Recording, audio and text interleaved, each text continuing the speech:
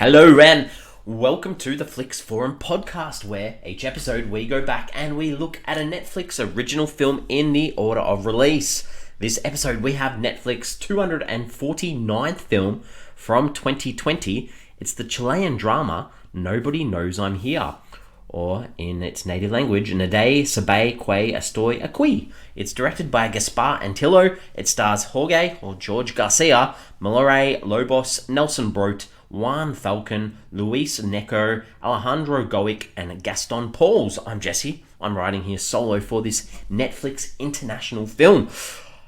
We are so close to 250 episodes. This 249. I can't believe we've been doing this for so many episodes. So super excited to get into this one and sort of leading up to next week too. But we do start our show off with a fast flicks where we do a quick little summary of what the film is all about. So if you're keen on this film, want to check it out, give us a pause now, come back a bit later on, because we're going to get into it with the fast flicks. And this one for me, it's about a former child star who's become a recluse and he needs to discover himself. All right, international film. As always, not much to sort of discover about this film, about how it landed on Netflix, but this is the first Netflix original film from Chile. This film, Nobody Knows I'm Here, was originally set to premiere at the Tribeca Film Festival. However, as I've seen with a lot of films from 2020, the festival was postponed due to the COVID-19 pandemic. This film does start, well, has some singing, or the title of the film, Nobody Knows I'm Here. It's the title of a big song in this film, as well as obviously a bit of a connection to our main character, Memo, who nobody knows where he's actually staying in this film. But the version of this soundtrack of the song was actually sung by Jorge Garcia, or George Garcia. So a nice little fact there as well. So as I mentioned, this did play sort of an online Tribeca Film Festival from the 15th of April 2020. Netflix picked it up and then put it on their service from the 24th of June 2020. This was filmed in and around Chile, in Puerto Octe and Lago Linaquil.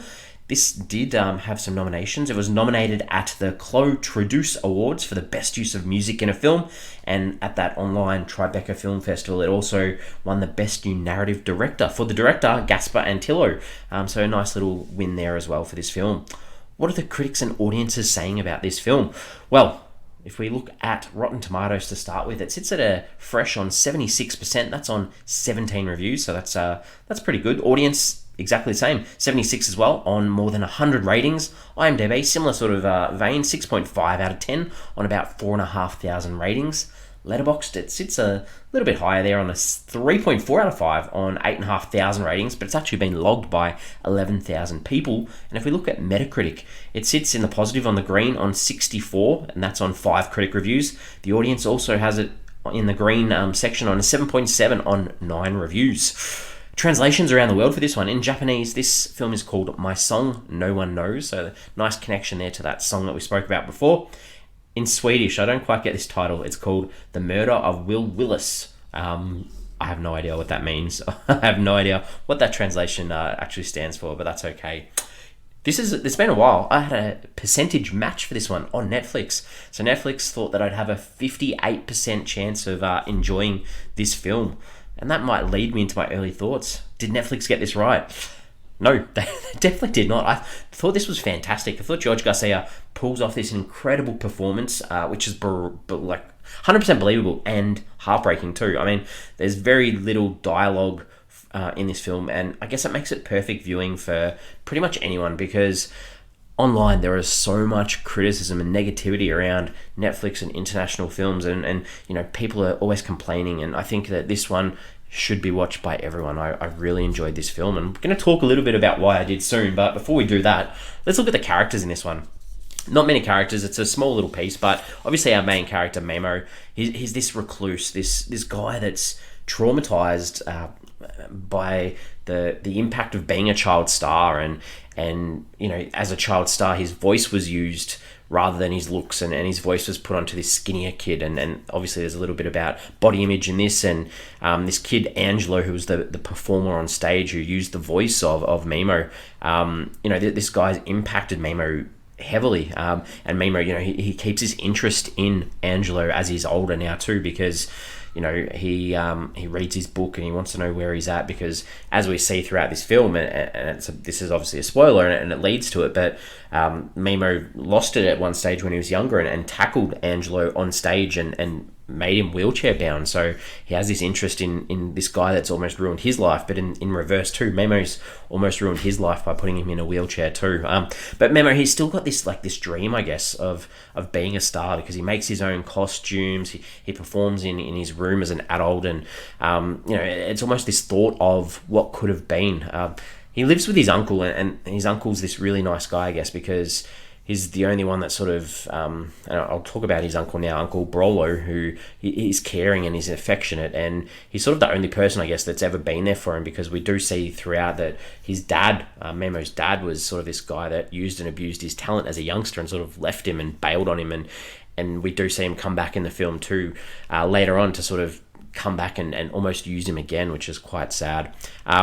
Memo with his uncle, they live on this little, I think it's an island where it's very remote. There's no internet. There's no phone lines, and they shear sheep, and we see so much nice environment that they live in, through the forests, through the waterfalls, through those sorts of things. This nice little secluded area that helps Memo be who he wants to be not necessarily be who he wants to be, because he wants to be a star, but sort of keep himself away from the prying eye of outsiders. The only other sort of person that comes into this world is Marta, and she's the niece of this guy called Sergio, who brings or delivers goods to Memo and his uncle on this island. So she's sort of the outside connection for him, and she's caring enough to show interest in Memo, I guess, and bring him these goods and bread and food, and look after him while his uncle's hospitalized because he's here by himself. But on the other hand, she also is the reason for his downfall in this film too, because she uploads this video to YouTube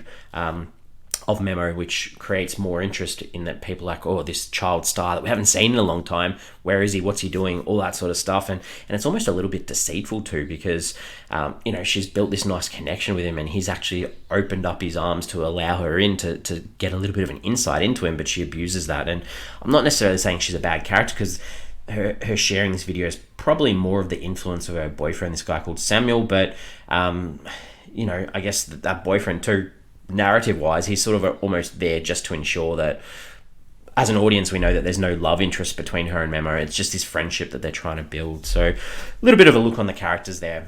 Let's talk about the director, Gaspar Antillo. This is his feature debut. He's done one short before this, and then went on to direct a TV series called 42 Days of Darkness, which is a Chilean Netflix series too. So up and about, I'm interested to sort of see this guy and see if he does any more features, because as I've mentioned, I did enjoy this one. And let's talk about some scenes that I did enjoy too. I think, so little dialogue. It's more about the themes, the ideas, the cinematography in this film, and nature plays such a big role too. But some things that stood out for me, I think I mentioned before that Memo's uncle, Brolo, he injures his hand trying to fix this boat, and there's blood everywhere, and this is that one stage where Memo is left by himself, and just opened up the narrative and gave more insight into him and his struggles of being by himself too. Then when we sort of see, I mentioned too, Marta sort of comes to show an interest in Memo, and there's this moment where they're sitting in the lounge room, and he flips this table because Marta picks up the book that he's reading, which is Angelo, the kid that was performing with his voice, and she's like, wow, I'm not into this. She gets up, she leaves, and he follows her, and we hear such little dialogue from him throughout, but he just breaks into song, and just to hear his voice, it was just so impactful, and it was like, okay, he needs Marta, he wants Marta there, he wants to explain himself, and the only way he can do it at the moment is through song. I thought that was cool too. A couple other things, I think that Memo, like once he realizes that this video of him has been uploaded online, he sort of has this sort of panic attack or stress attack, and he's at home and he vomits this huge amount of red glittery goo like stuff, and as an audience, you're like, is this from him overeating from stress? Is this just because he's so stressed, or is it because he wants to reject this idea of fame? He doesn't want this fame or this idea or being followed back with him. And I thought that was really symbolic. And then finally, the concluding, or one of the concluding scenes of this film, we see that there's an interview between Memo and Angelo that's been set up, and Memo's really frustrated, and he takes the mic and he sings, and it's just such an impactful moment of him singing. I thought that was excellent too. There's not much I didn't like in this film. Just that felt really sour to me. It was this idea when we hear about Memo's dad through flashbacks about how he used him as a child to make money, and then he sort of comes back once he knows he's gone viral, I guess, through social media. And it just felt really horrible, because we already knew that he's only used him in the past. To have him come back and use him again, it just felt a little bit too obvious. So that's the only thing that I didn't like in this film. And now I'm going to talk about some themes, some ideas in this one. I think, I've sort of touched on a lot of this already, but the idea of cruelties of fame and fortune, and the idea of body image and looks, and how, skinniness or beautifulness is so much more impactful or so much more recognized by the media is super sad. And the idea of the paparazzi too, and the way that they invade on privacy. And the idea of a child star, I mean, the pressures of being a child star, and parents almost living through their children and not necessarily doing the right thing by their kids, which is super, super sad. And we see there's lots of fantasy type moments in this film, and the idea that Memo is living almost in a fantasy world, this idea that, he's had humiliation in his past, and that's led to his isolation. But there are moments that we see that he wants to be seen, and maybe he's a little bit over the idea of being invisible, and he wants to get out there and escape. And they do this idea of escape through the idea of space, I guess, through like space up in the sky. We hear the words about rockets, and we see badges on, or like pins on Marta of astronauts, and she gives him a gift that's space-like. And the camera throughout does this so well at various stages, these high angle shots, and these shots like of the characters looking up in the sky at birds or clouds, or almost like sign writer clouds in the sky too. And like, is the idea of space this ultimate escape that Memo is really, really wanting? I thought that was really cool. And then we see through color too, like Memo, he wears this yellow jacket throughout the film, and he puts it on at various stages to almost hide himself from this world of hurt, that, if he puts this jacket on, he feels safe. And, how do we get rid of that jacket? How do we allow him to wear all these awesome costumes that he's been making to be on stage and be who he is? And then finally, a little bit of idea of technology too. The internet, these guys, Memo and his uncle, they live on this island, no internet, but the internet and technology sort of breaks this peacefulness of them, and the idea of nature that they're involved in, all in this one little upload of a video. So much to talk about this film. I really enjoyed it. I think there's one thing I do need to touch on in my takeaways from this is, at various stages in this film, I really, really struggled to see what was going on through the cinematography and the lighting at stages. It was really poor, especially inside. So something to work on for our director, Gaspar Antillo, moving forward. The audience, especially if I know he probably wasn't expecting this to be a Netflix original film. He wanted it played in cinemas and things like that. But unfortunately, when you get a streaming film, the color grade at times really, really plays up. So that's a little bit off-putting at stages in this film. Some questions, some ponderings about this one. We see Memo at stages. He breaks into people's houses just to like walk around.